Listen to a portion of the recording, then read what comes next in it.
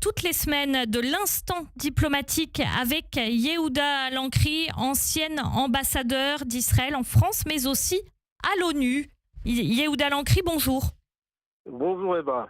Yehuda Lankri, on parle ce matin effectivement de ces nouvelles attaques des Houthis liées à l'Iran sur Israël. Les Houthis qui affirment avoir tiré 2 missiles balistiques, notamment sur l'aéroport Ben Gourion. Ces attaques des Houthis, elles ne cessent pas, voire elles se multiplient ces derniers jours. Comment vous l'expliquez ? Bien, on sait très bien que ces terroristes Houthis sont très entêtés et qu'ils agissent sur l'ordre de l'Iran. En fait, derrière les Houthis, il faut voir l'Iran. L'Iran étant incapable d'entrer en conflit avec Israël après des leçons qu'on lui a administrées. Ce sont les Houthis qui font ce travail. Ils profitent du fait qu'il y a une grande distance entre nous, entre Israël et le Yémen, et que chaque opération montée par Israël, heureusement avec grand succès, nécessite aussi un grand effort. Alors, nous sommes chanceux, si je puis dire, de pouvoir neutraliser ces tirs en les interceptant. Pour la plupart, on a eu un regrettable incident il y a 2 semaines, précisément à Ben Gourion, mais en règle générale, nous pouvons à la fois nous défendre et attaquer les Houthis. Yehuda Lankri, est-ce qu'il faut attaquer à la tête ? J'ai envie de dire, est-ce qu'il faut attaquer, au lieu d'attaquer les Houthis, attaquer directement l'Iran ? En toute logique, oui. Ça fait déjà un bon moment que personnellement, je penche vers cette perspective. Je ne m'en cache pas. Il faut absolument le plus tôt possible. Et je pense que cette fenêtre d'opportunité ne sera pas toujours disponible. Il faut absolument frapper l'Iran. Mais encore faut-il que l'on puisse conjuguer cette action avec, sinon la coopération active des États-Unis, du moins leur compréhension. Justement, Yehuda Lankri, déjà 590 jours de guerre, on le voit, la solidarité, en tout cas au niveau occidental, par rapport à Israël, après les massacres du 7 octobre, est en train de s'effriter. Elle s'effrite du côté des États-Unis, de Donald Trump, pas seulement, évidemment, aussi du côté de l'Europe. On voit ce qu'a dit Emmanuel Macron, on voit ce que disent des pays moins favorables à Israël, c'est vrai, comme l'Espagne et l'Irlande. Qu'est-ce que vous en retenez ? Est-ce que c'est inquiétant pour Israël ? Oui, c'est inquiétant, bien sûr. Il faut tenir compte des avis, surtout des puissances amies. Emmanuel Macron et la France sont une puissance amie. Mais on ne peut pas franchir impunément une guerre de cette nature qui perdure déjà depuis 1 an et demi sans qu'il y ait des conséquences sur l'image d'Israël qui, à travers certains incidents tragiques, se trouve souillé considérablement.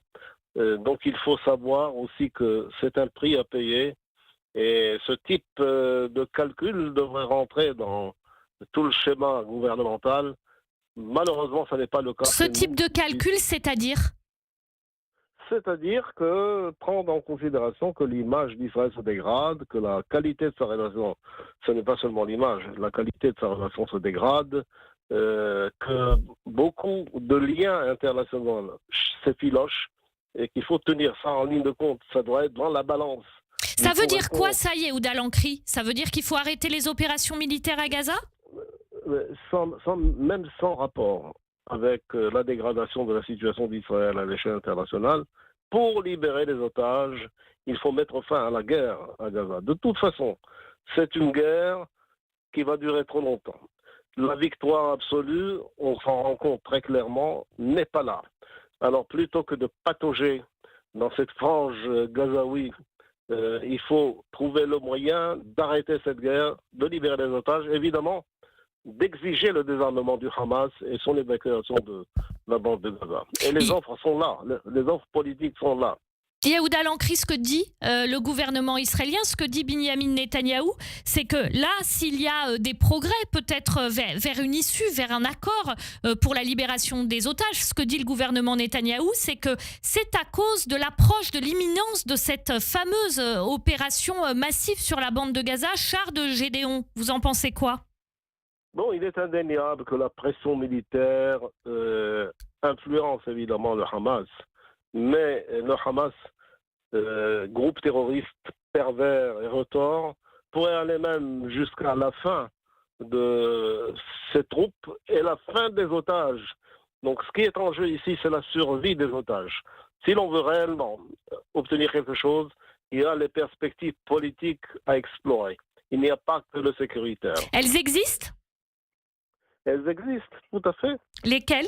On a celle des États-Unis, celle des Émirats arabes, de l'Arabie saoudite, etc., qui offrent une sortie de cette crise en s'engageant, même l'Égypte aussi le fait, en s'engageant à désarmer le Hamas et à créer une nouvelle réalité après son départ. Alors Donc, pourquoi ça n'arrive pas?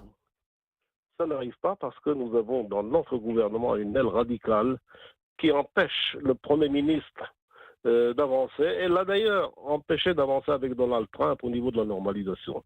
Si Donald Trump a fait l'impasse sur Israël, c'est qu'il sait que Netanyahou est incapable de réitérer l'accord qu'il avait donné il y a quelques années, lorsque c'était la première mandature de Donald Trump, dans la mesure où il acceptait la création d'un État palestinien embryonnaire, il faut dire. Mais l'idée était là, ce que Trump avait nommé le deal du siècle. Yehuda Lankri, rapidement, vous avez grande expérience de la chose diplomatique. Je le disais, vous êtes ancien ambassadeur d'Israël à l'ONU. Par rapport à ce qui se passe là, aux condamnations internationales concernant ce qui se passe dans la bande de Gaza, est-ce que vous diriez que par rapport aux précédentes guerres, Israël a avancé sur cette question au niveau de ce qui est reconnu ou admis ou pas? Non, il n'y a jamais sur le plan des condamnations internationales de grâce pour Israël. Même en temps de routine, même lorsqu'il y a tension et non pas guerre nécessairement, et non pas tragédie humaine nécessairement, Israël est sévèrement condamné à l'échelle des Nations Unies, l'Assemblée générale et autres organes des Nations Unies, et on a parté par d'autres pays. Merci beaucoup Yehuda Lankri, ancien ambassadeur d'Israël à l'ONU, qu'on retrouve bien sûr tous les dimanches sur Radio J pour l'instant diplomatique.